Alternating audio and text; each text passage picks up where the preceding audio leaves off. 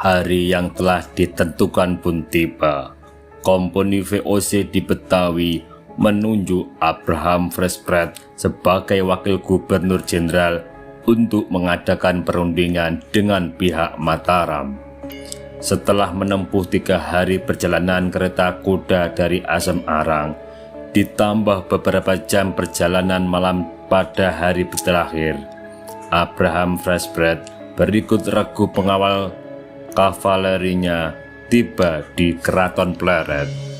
Sesuai dengan yang telah disepakati, perundingan pun dilaksanakan antara pihak Mataram dan kompeni VOC.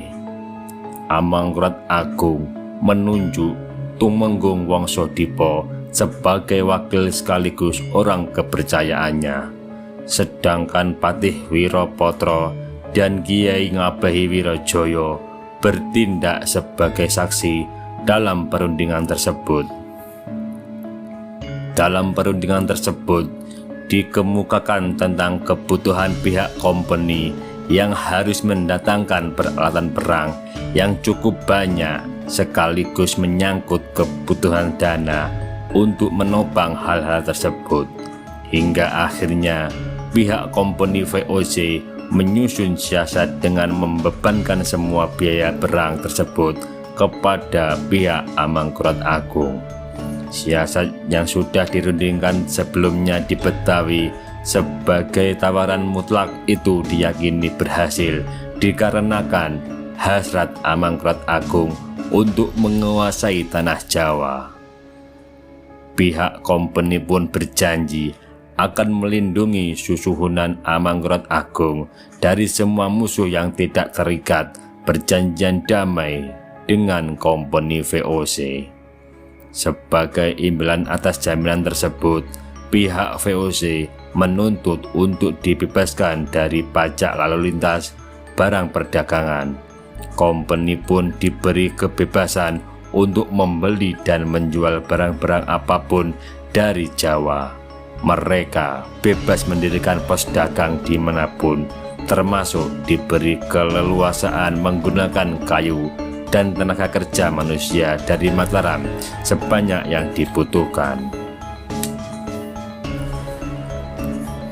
Sebaliknya, pihak Mataram dilarang mengadakan hubungan dan perjanjian dagang dengan pihak asing manapun, juga dari Eropa, termasuk pihak Kesultanan Makassar, Melayu, kaum Mor, dan kaum Muslim yang bukan dari seberang lautan Nusantara.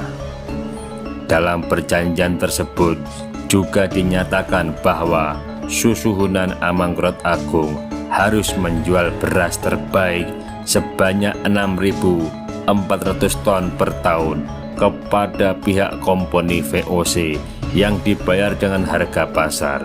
Bahkan dalam waktu 3 tahun ke depan, Susuhunan Amangkurat Agung harus membayar tunai sebesar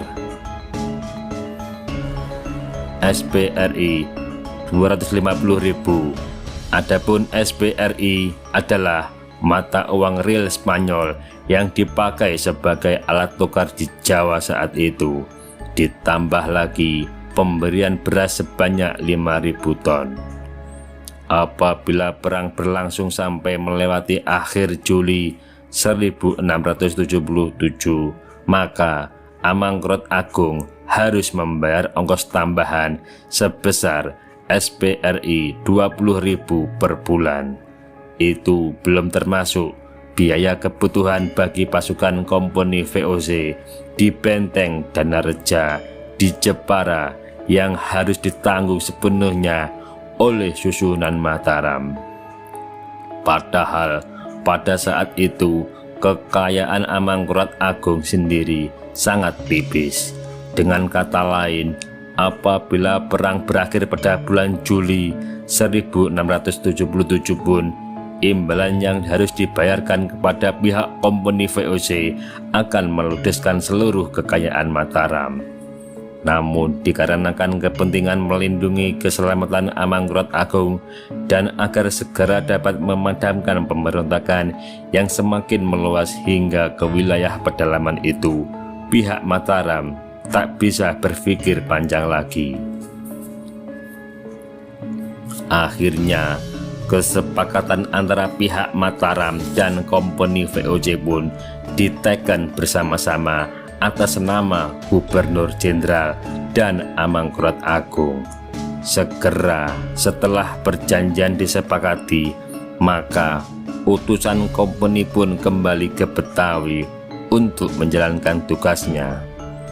Orang yang diserahi tugas ini adalah Admiral Cornelis Jensen Spelman yang telah berhasil menaklukkan Sultan Hasanuddin sebagai Raja Goa di Makassar. Dia diperlengkapi 1.500 orang yang terdiri dari serdadu Eropa, Manado, dan orang-orang Ambon. Tugas yang diembannya adalah meredam pemberontakan di wilayah pesisir guna pengamanan pos-pos dagang VOC. Oleh Gubernur Jenderal John McShooker, dia dan pasukannya diperintahkan tidak terlalu memasuki wilayah pedalaman. Bagaimanapun juga, pihak kompeni VOC tidak ingin terlibat dalam perang besar di Jawa karena serdadu-serdadu mereka mungkin diperlukan di tempat lain.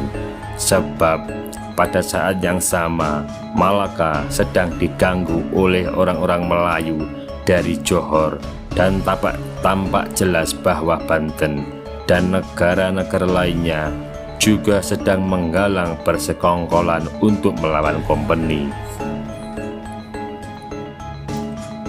Pertimbangan Gubernur Jenderal sudah begitu matang dalam siasat untuk menaklukkan Jawa. Mereka sangat menyaksikan manfaat melancarkan peperangan di Jawa yang sudah barang tentu akan membutuhkan biaya yang sangat besar, apalagi jika harus memasuki daerah pedalaman sebagai pusat pemerintahan Mataram. Tak lama berselang, Admiral Cornelis Jensen Spelman mendarat di Jepara, yang pada saat itu dikuasai oleh Tumenggung Wongsodipo sebagai Senopati Wiro Mataram.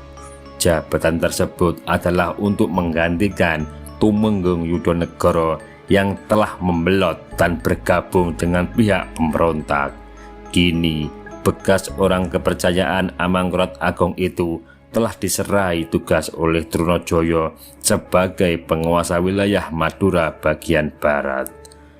Admiral Spelman kemudian mengistirahatkan pasukannya di benteng yang terletak di Bukit Danareja sebagai markas pertahanan kompeni VOC. Langkah-langkah dalam menjalankan tugas dan kewajibannya pun segera diatur. Pertama yang dia lakukan adalah mengirim utusan agar berangkat ke benteng pertahanan Trunojoyo di Surabaya. Dia mencoba memberi tawaran perdamaian kepada Trunojoyo dan meminta agar pimpinan pemberontak itu datang secara pribadi ke benteng Danareja. Permintaan tersebut justru membuat Trunojoyo tersinggung dan menolak mentah-mentah.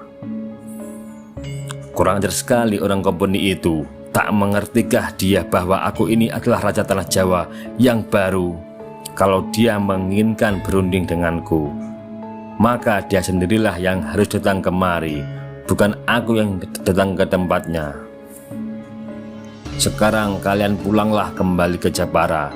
Sampaikan kepada Laksamana Spelman itu bahwa Trunojoyo tidak akan bersedia datang menghadapnya. Jika dia memiliki niat baik kepadaku, maka biar dialah yang datang kemari, ucapnya dengan suara lantang berwibawa. Para utusan pun kembali ke benteng Danareja untuk menyampaikan hasil pertemuannya dengan pemimpin pemberontakan tersebut. Mendengar keangkuhan Trunojoyo justru membuat Spelman tertawa terbahak-bahak. Dia meremehkannya dengan mengatakan bahwa Trunojoyo sedang mabuk berat dan bermimpi untuk menjadi seorang raja. Karena tak ada titik temu di antara keduanya, maka perang pun kembali berkobar. Spelman yang memang dikenal sebagai orang yang sangat berhasrat dengan kedudukan dan jabatan tinggi itu, kemudian melancarkan serangan gencar ke wilayah-wilayah pertahanan pasukan Trunojoyo. Dia pun kemudian berlayar ke Surabaya untuk memimpin langsung penyerbuan pasukannya ke pusat kekuasaan Trunojoyo. Setelah berhasil mendaratkan kapalnya dan langsung menggempur, maka tak lama kemudian dia berhasil menguasai Ampel dengan nyaris tanpa perlawanan yang berarti. 2 pekan kemudian, benteng pertahanan Trunojoyo di Surabaya pun jatuh ke tangan pasukannya. Namun begitu, Trunojoyo beserta keluarga dan pasukannya seperti sengaja menyingkir terlebih dahulu sebelum pasukan Spelman mendarat di pelabuhan Surabaya. Pasukan yang diperintahkan untuk bertahan di sekitar markas Surabaya saat itu adalah golongan Bugis pimpinan Karaeng Daeng Naba. Dengan kekalahan tersebut, maka pemimpin kaum Bugis tersebut kemudian menjadi tawanan pihak kompeni. Pihak kompeni menganggap telah berhasil memukul mundur pasukan Trunojoyo dari Surabaya. Kemudian Spelman memerintahkan pasukannya mundur lebih jauh lagi, memasuki daerah pedalaman di wilayah selatan. Adanya campur tangan dari pihak kompeni yang mendukung Mataram justru telah mendorong lebih banyak lagi Kaulo Jawa untuk bergabung dengan Trunojoyo yang bergerak menuju Kediri. Kaula pedalaman Brangwetan mendukung perjuangan Trunojoyo sehingga mempercepat berkobarnya pemberontakan yang sedang diarahkan menuju pusat Mataram.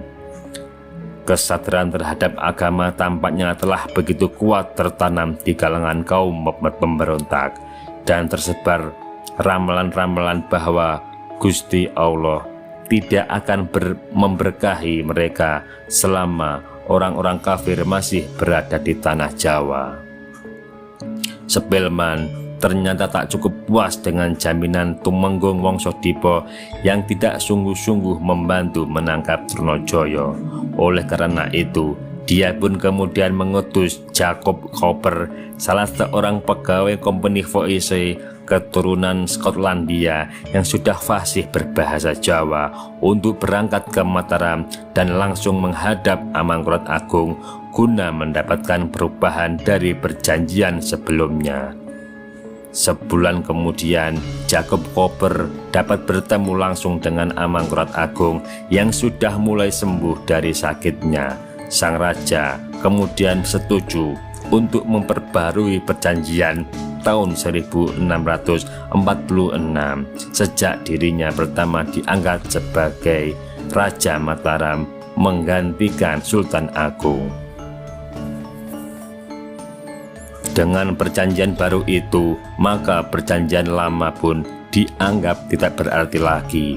Pihak Belanda berjanji akan membantu raja melawan musuh-musuhnya serta menjamin keselamatannya dari pihak musuh. Kesepakatan tersebut diteken dengan persyaratan baru bahwa Amangkurat Agung harus membayar semua biaya yang dikeluarkan untuk bantuan semacam itu. Sang raja pun sepakat akan memberikan kemudahan-kemudahan perdagangan kepada pihak kompeni VOC seperti pembebasan pajak dari barang-barang dagangannya. Setelah mendapatkan perjanjian baru, maka Spelman memerintahkan pasukannya untuk memperketat pengawasan dan penjagaan keamanan di wilayah pesisir.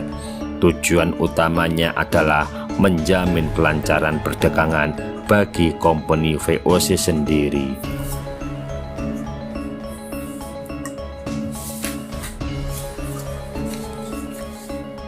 Perhatian utama yang harus dilakukan dengan menyingkirkan pasukan pemberontak ke wilayah pedalaman adalah membenahi pos-pos dagangnya yang hancur akibat peperangan yang berkepanjangan itu. Pihak kompeni VOC menghendaki tegaknya kembali keamanan di daerah pesisir sehingga perdagangan dapat berjalan dengan baik. Selanjutnya, Spelman mulai memutuskan apa yang dapat dilakukan demi tercapainya keamanan tersebut. Musuh yang dihadapi adalah orang-orang dari tanah Makassar yang ditugaskan untuk mempertahankan wilayah pesisir dan mengganggu pihak kompeni. Tentu saja pihak Belanda sangat memperhatikan peristiwa-peristiwa yang terjadi pada masing-masing kelompok pemberontak yang mulai tercium adanya ketidakrukunan di dalamnya. Rupanya antara pihak Trunojoyo dan pihak kaum Bugis mulai terjadi perselisihan. Di dalam kelompok kaum Bugis itu pun timbul pertentangan pendapat dan kepentingan.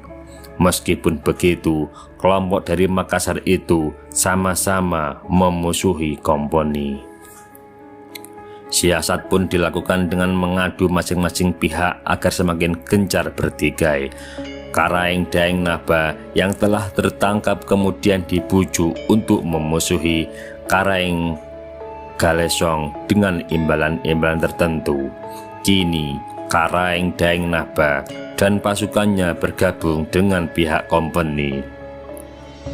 Mereka ditugaskan untuk menjaga keamanan di wilayah sekitar Jepara hingga Asem Arang dari kemungkinan penyerangan pasukan Trunojoyo.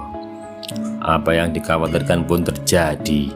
Rupanya saat pasukan Trunojoyo menyusun kekuatan di Kediri untuk menggempur pusat Mataram, pasukan Bugis ditugaskan untuk menahan pasukan kompeni agar tak memasuki wilayah pedalaman. Pasukan Bugis sengaja diterjunkan oleh Trunojoyo untuk berhadapan dengan pasukan kompeni karena Trunojoyo sendiri pun sudah tidak dapat lagi mengendalikan orang-orang Makassar yang mulai saling berselisih paham. Apalagi diketahui bahwa Karaeng Daeng Naba yang dipercaya menjaga Surabaya dan wilayah pesisir pun kini berpihak pada kompeni VOC.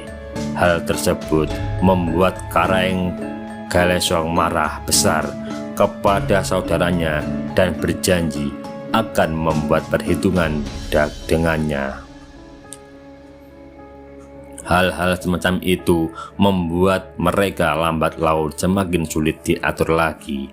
Pendukung perjuangan dari kaum Bugis itu menjadi sukar untuk diperintah. Rupanya kepentingan dalam bertempur tidak ada sangkut pautnya dengan masalah siapa yang akan memerintah Jawa. Sebelum pertempuran meletus di wilayah Asem Arang, Karaeng Daeng Naba dan pasukannya diperintahkan oleh Spelman untuk menghadapi pasukan Karaeng Galesong. Tetapi saat pasukan sesama kaum Bugis itu bertemu, bukan pertempuran yang terjadi. Karaeng Galesong malah menyambut saudara sepupunya itu dengan penuh sukacita. Di dalam pertempuran itu diungkapkan bahwa Karaeng Daeng Naba sebenarnya hanya menyusup ke pihak kompeni untuk mengetahui siasat perang mereka. Malahan Karaeng Daeng Naba lah yang menyusun siasat di pertempuran bersama nantinya sehingga kedua pasukan bersama kaum Bugis itu tidak saling bertemu. Karaeng Daeng Naba selanjutnya akan menyerang pasukan kompeni dari dalam. Namun sayangnya rencana tersebut tidak berjalan mulus. Ternyata ada pengkhianatan dalam kelompok pasukan Trunojoyo dari Karaeng Galesong sendiri. Seseorang yang berpihak pada kepentingan Mataram rupanya telah disusupkan dalam kelompok tersebut.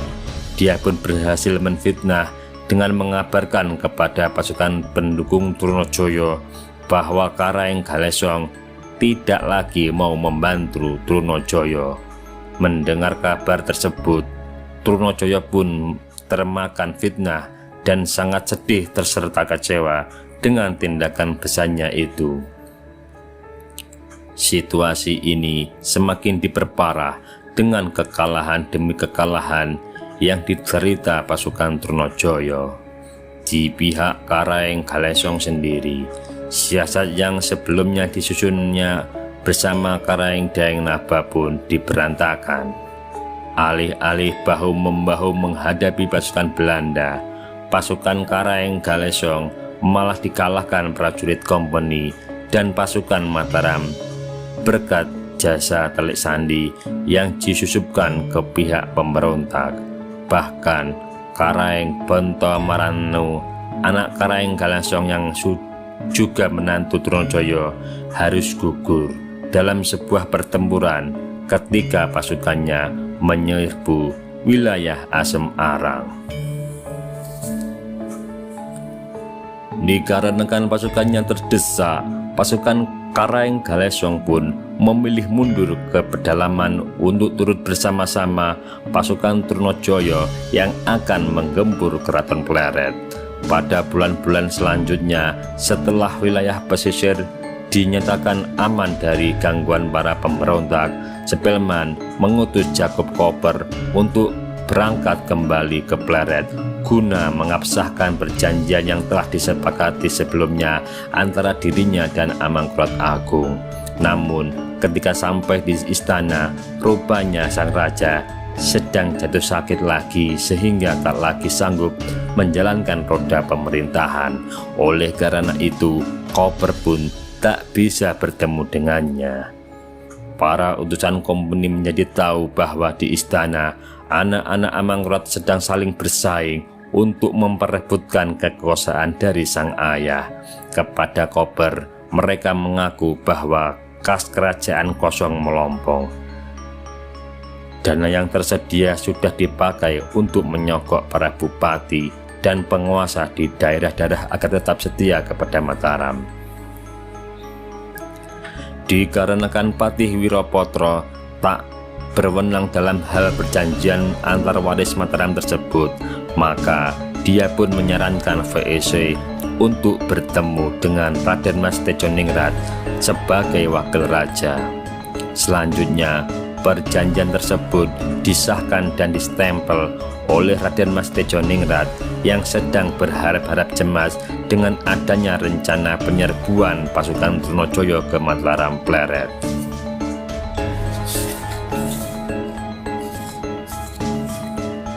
Dalam kesempatan itu, dia meminta kepada pihak kompeni agar diberikan meriam, mesiu, dan perlengkapan perang lainnya dengan alasan guna menghadapi kemungkinan penyerbuan para pemberontak apabila suatu ketika mereka datang ke pusat pemerintahan Mataram.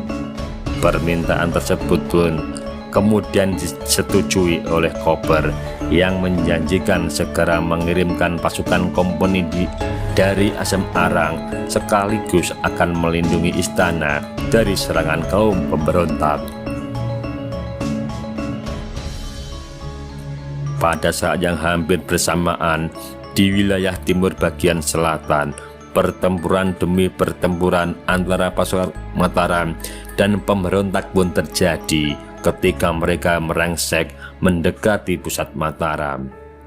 Bahkan lambat laun, kekuatan pemberontak semakin besar setelah pasukan Trunojoyo mulai dikerahkan dari Kediri yang telah disiapkan sebagai pusat pertahanan.